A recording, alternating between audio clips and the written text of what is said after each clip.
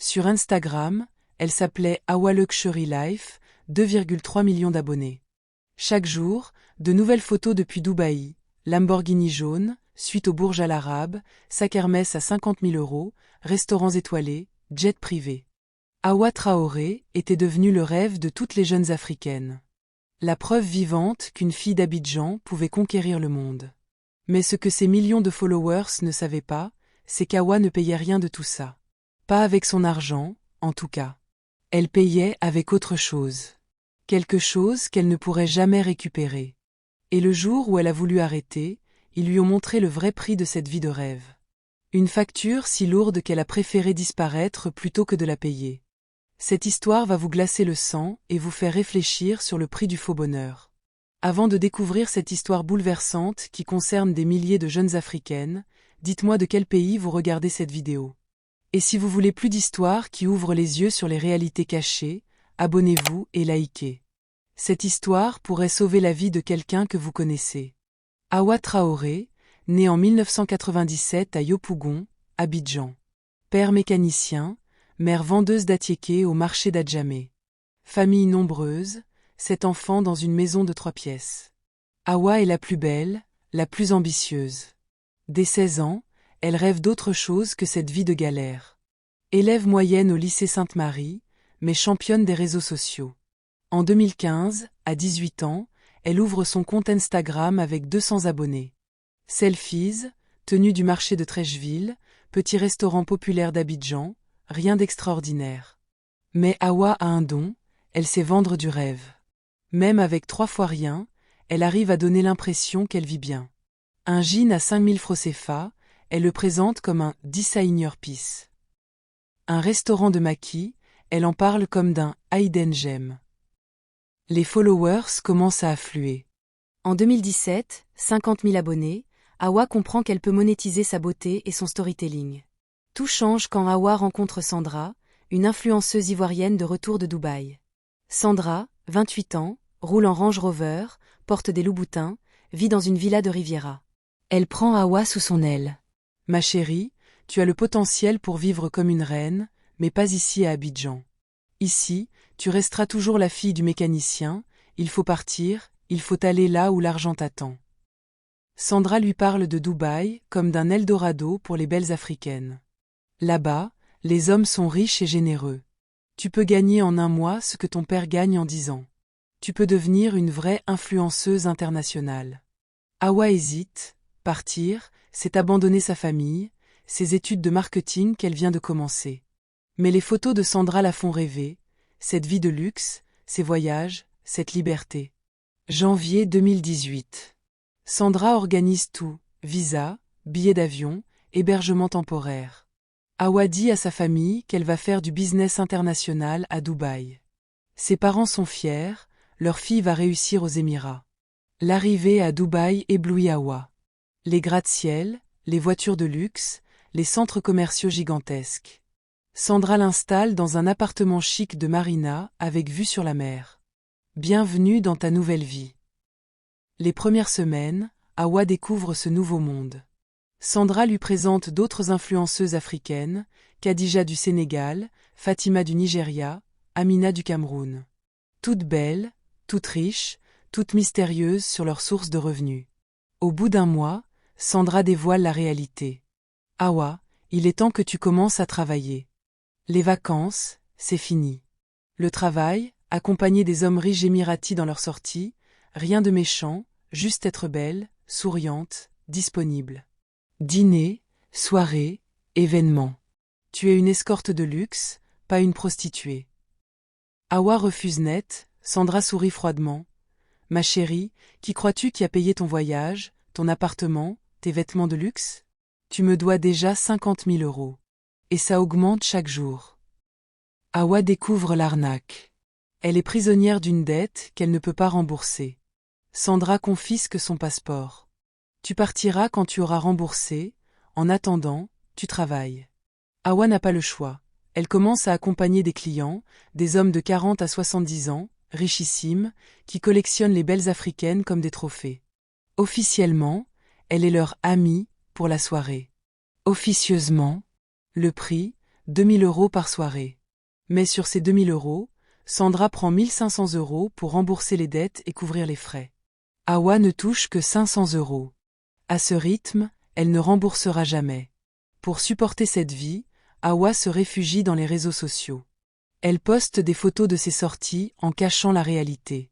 Restaurants de luxe, voitures de sport, bijoux, tout est vrai, mais payé par des hommes qui la considèrent comme un objet. Ses abonnés explosent, 500 000, 800 000, 1,2 million. Elle devient une célébrité.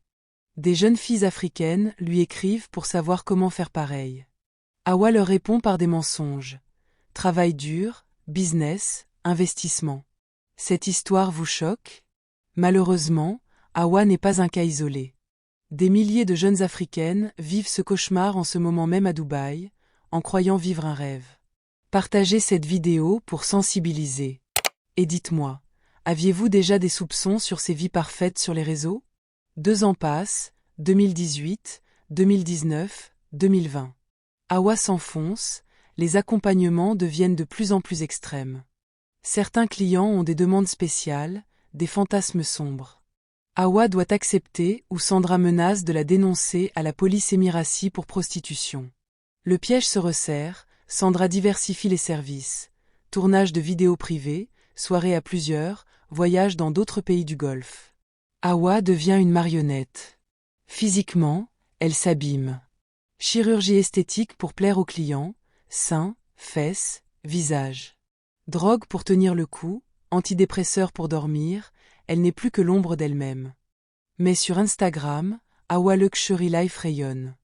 2,3 millions d'abonnés, marques de luxe qui veulent collaborer, invitations dans des événements prestigieux. Hawa est devenue une influenceuse internationale respectée. Décembre 2020, Hawa accompagne un client saoudien particulièrement violent. Cette nuit-là, elle frôle la mort. Hospitalisée discrètement, elle réalise qu'elle est en train de se tuer à petit feu. Dans son lit d'hôpital, Hawa prend une décision, fuir, coûte que coûte. Elle contacte secrètement l'ambassade de Côte d'Ivoire. Mais Sandra a des contacts partout. Impossible d'obtenir des papiers de rapatriement sans que Sandra le sache.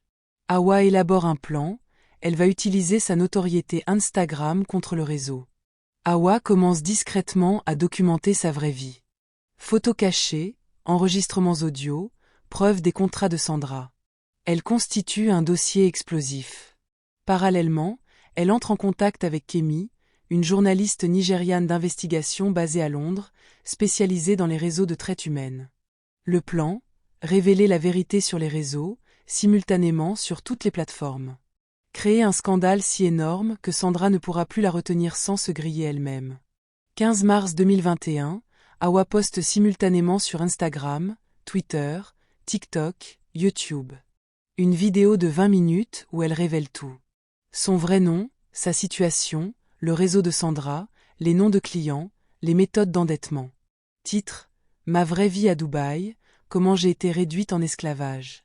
La vidéo devient virale en 6 heures. 10 millions de vues en 24 heures. Les médias internationaux s'emparent de l'affaire.